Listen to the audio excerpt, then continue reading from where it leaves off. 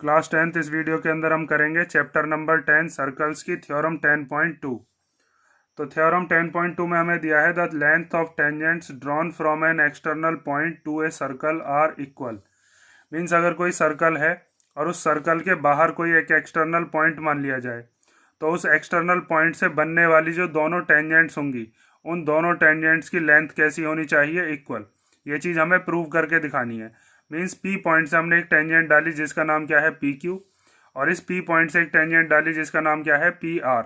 तो ये P Q और ये पी आर ये दोनों आपस में कैसी होनी चाहिए, इक्वल। ये चीज़ हमें इस थ्योरम में प्रूव करके लाना है। तो इस चीज़ को आप कैसे प्रूव करोगे, उसके लिए आपको सबसे पहले तो इस ओ क्यू को और साथ में इस ओ आर को ज्वाइन कर लेना है। ठीक है, इस ओ क्यू को हम किसके साथ ज्वाइन कर देंगे, ओ क्यू को और ओ आर को हम ज्वाइन कर देंगे। उसके बाद साथ में यहाँ पर ये जो ओ पी है इस ओ पी को भी आप ज्वाइन कर लोगे। और उसके बाद हमें क्या काम करना पड़ेगा, इसके अंदर आपको दिख रहे होंगे दो ट्राइंगल्स अब बन रहे हैं। एक ट्राइंगल है जिसका नाम क्या है ओ क्यू पी, और एक ट्राइंगल नीचे वाला है जिसका नाम है ओ आर पी।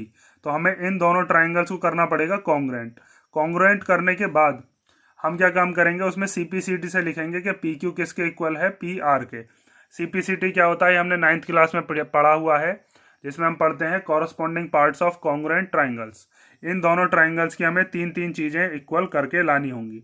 तो वो तीन चीज़ क्या क्या इक्वल होंगी। पहली चीज़ तो हमें यहाँ पर दिख रही है कि ओ क्यू किसके इक्वल हो जाएगी, ओ आर के, क्योंकि ओ क्यू भी रेडियस है और साथ में ओ आर भी क्या है, रेडियस। दूसरी चीज़, दोनों ही ट्राइंगल्स में ओपी आ रही है तो ओपी हो जाएगी इसकी कॉमन साइड।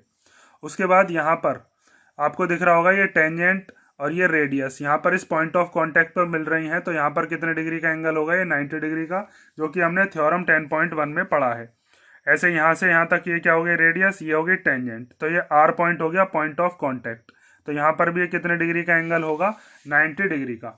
10.1 थ्योरम में हमने यही पढ़ा था कि अगर हम सेंटर से एक रेडियस बनाते हैं और वो पॉइंट ऑफ कांटेक्ट पर किसी टेंजेंट को मीट करती है तो वहां पर वो कितने डिग्री का एंगल बनाती है, 90 डिग्री का। मीन्स वो उसके क्या होती है, परपेंडिकुलर।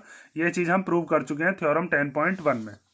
तो हमारे पास ये दोनों ट्राइंगल्स के अंदर एक एक एंगल मिल जाएगा, एक रेडियस हो गई और एक कॉमन साइड। फिर इन दोनों ट्राइंगल्स के अंदर लग जाएगी आरएचएस, और आरएचएस प्रॉपर्टी लगाने के बाद ये दोनों ट्राइंगल्स हो जाएंगे कॉन्ग्रुएंट, और फिर हम सीपीसीटी से लिख देंगे कि पी क्यू किसके इक्वल है, पी आर के। ठीक है, ये चीज़ आप समझ गए होगे। अब मैं इसको आपको करके दिखाता हूँ। देखो, सबसे पहले इसको करने का तरीका ये होता है कि सबसे पहले हम लिखते हैं जो क्वेश्चन में हमें या थ्योरम में हमें गिवन है। तो सबसे पहले हम लिखेंगे गिवन हमें क्या क्या है। तो पहली चीज़ हमें गिवन है एक सर्कल, तो आप लिखोगे a circle with centre O, with centre O, और साथ में एक पॉइंट बताया है जो कि एक्सटर्नल पॉइंट है। तो हम लिखेंगे a point P lying outside the circle. ठीक है, एक पॉइंट है जो कि सर्कल के बाहर बताया है, और साथ में हमें दो टेंजेंट दी हैं। इस पी पॉइंट से होती हुई एक पी क्यू और इस पी पॉइंट से ही जाती हुई एक पी आर। तो उसके बाद हम लिखेंगे एंड टू टेंजेंट्स, और वो टेंजेंट्स कौन कौन सी हैं, P Q and P R. ठीक है, ऑन द सर्कल। ये चीज़ हमारे पास क्या हो गई, ये हमारे पास हो गया गिवन। उसके बाद बात आती है कि हमें इसमें प्रूव क्या करना है। तो अगली स्टेप होती है जिसके अंदर हम टू प्रूव लिखते हैं। तो हमें क्या प्रूव करना है इसके अंदर, हमें प्रूव करना है P Q equal to P R. Means ये वाली टेंजेंट इस वाली टेंजेंट के इक्वल आनी चाहिए। उसके बाद अब हम लिखते हैं कंस्ट्रक्शन से हमने क्या क्या चीज़ इसके अंदर ज्वाइन की है। तो कंस्ट्रक्शन से आपने इसके अंदर सबसे पहले ज्वाइन की थी ओ क्यू, फिर ओ आर और ओ पी। तो इन तीनों को हम लिख देते हैं। हमने कौन कौन सी लिखी है, एक तो हमने ओ पी ज्वाइन करी है, एक हमने ओ आर ज्वाइन करी थी, और एक हमने ओ क्यू ज्वाइन करी थी। ठीक है, एंड ओ क्यू, ये तीनों की तीनों साइड जो हमने ज्वाइन करी थी वो यहाँ पर लिख दी। अब देखो इसका प्रूफ। तो प्रूफ के लिए सबसे पहली चीज़ तो हम यही चीज़ लिखेंगे कि ये दोनों एंगल्स 90 डिग्री के क्यों हैं। मीन्स ये वाला जो एंगल है ओ क्यू पी, ये वाला 90 क्यों है, और ये वाला जो एंगल है ओ आर पी, ये 90 क्यों है। तो उसके लिए आप लिखोगे कि ओ क्यू परपेंडिकुलर है किसके ऊपर, पी क्यू के ऊपर। ठीक है, ये वाली जो लाइन है ये पी क्यू के ऊपर परपेंडिकुलर हो गई। ऐसे ही ओ आर जो है वो किसके ऊपर परपेंडिकुलर हो जाएगी, पी आर के ऊपर। तो यहाँ पर लिखोगे O R is perpendicular to P R. ठीक है, ये परपेंडिकुलर का साइन है। इसके आगे रीजन क्या लिखोगे कि टेंजेंट इज, ये थ्योरम 10.1 है, tangent is perpendicular to the radius through point of contact, to the radius through point of contact. ठीक है, ये रीजन आपको जरूर लिख के दिखाना है, और 2 ही थ्योरम है इसके अंदर, उन दोनों थ्योरम्स को आप पक्का करोगे, और इन दोनों थ्योरम्स में से एक अक्सर पूछ ली जाती है।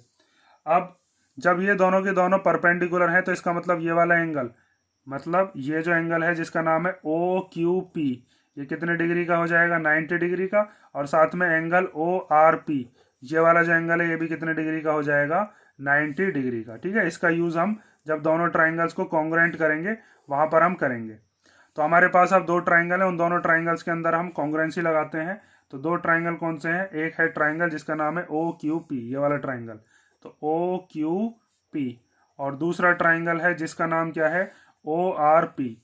तो in triangle O R P, तो सबसे पहली चीज इसमें हम लिख सकते हैं ओ क्यू किसके इक्वल है, ओ आर के, क्योंकि दोनों ही सेंटर से जा रही हैं और दोनों ही क्या है, ये रेडियस है। और किसी भी सर्कल की रेडियस तो इक्वली होती है, सेंटर से आप किधर की तरफ भी चले जाओ सब जगह पर ये जो रेडियस होगी वो इक्वली होगी। तो हम लिख सकते हैं ओ क्यू इक्वल टू है ओ आर के, क्योंकि ये क्या है, radii of the same circle, of the same circle.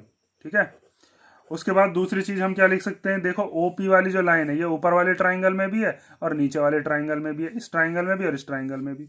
तो हम अब लिखते हैं ओपी इक्वल टू ओपी क्या हो गई, कॉमन साइड।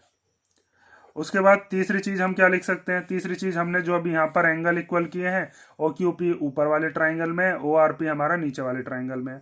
तो आप लिखोगे angle O Q P equal to है एंगल ओ आर पी। इसका रीजन क्या है, ईच 90 डिग्री। ठीक है, अब हमारे पास जब ये दोनों ट्राइंगल्स में ये प्रॉपर्टी हमने लगा दी कि एक तो साइड आई है, ठीक है, एक साइड कॉमन आई है और साथ में एक एंगल आया, तो अब हम ये पहचान करेंगे प्रॉपर्टी लगी कौन सी है। तो आपने जो प्रॉपर्टीज पढ़ी है उसमें एक प्रॉपर्टी होती है जिसको हम कहते हैं आर एच एस, जिसमें आर का मतलब क्या होता है, राइट एंगल, मीन्स एक 90 डिग्री का एंगल, एक होती है हाइपोटेनियस और एक होती है साइड। हाइपोटेनियस होती है जो 90 डिग्री के सामने वाली साइड होती है। तो देखो इस वाले ट्राइंगल में ये वाला तो एंगल कितने डिग्री का हो गया, ये हो गया 90 डिग्री, मीन्स राइट एंगल। इसके सामने ये क्या हो गई, पी ओ या ओ पी, ये क्या हो गई, ये हो गई हाइपोटेनियस, और एक हो गई ये वाली साइड। तो आपने यही वाली चीज तो ली है, एक साइड ली है, एक ये वाली हाइपोटेनियस हो गई, और ये क्या हो गया, ये राइट एंगल हो गया। तो कौन सी प्रॉपर्टी लग गई, आर एच एस। ऐसा ही इधर हो रहा होगा, एक ये वाली साइड है, ये वाला क्या है, राइट एंगल, और राइट एंगल के सामने वाली ये क्या हो गई, ये हो गई इसकी हाइपोटेनियस। तो right angle hypotenuse and side, right angle hypotenuse and side.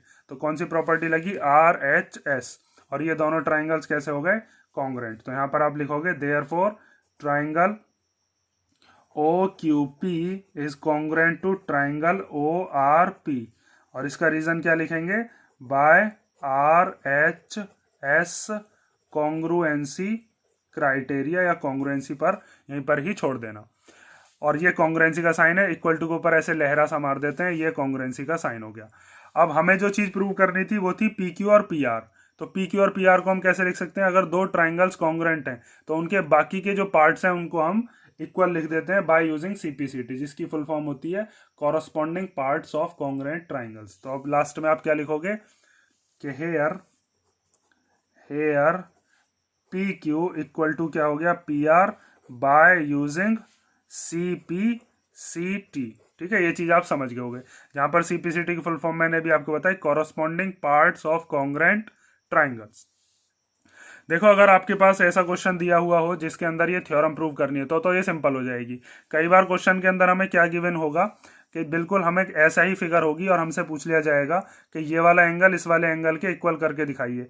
Means मान लीजिए ऐसे ये वाला एंगल है एक्स और ये वाला एंगल है वाई, और एक्स और वाई को इक्वल करने के लिए कह देगा। तो यहाँ पर ये जो 2 प्रूव है इसमें पी क्यू और पी आर की जगह हम क्या लिख देंगे, एक्स और वाई।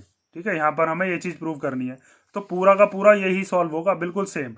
बस लास्ट में यहाँ पर सीपीसीटी में P Q equal to P R की जगह क्या लिख देंगे, एक्स किसके इक्वल है, वाई के इक्वल। ठीक है, ये वाले दोनों एंगल भी अगर हमसे कभी करवाता है, मान लीजिए ये दोनों एंगल हैं, एक का नाम आपको दे दिया मान लीजिए ए और एक का नाम क्या दे दिया बी, तब भी आप यही अप्रोच रखोगे।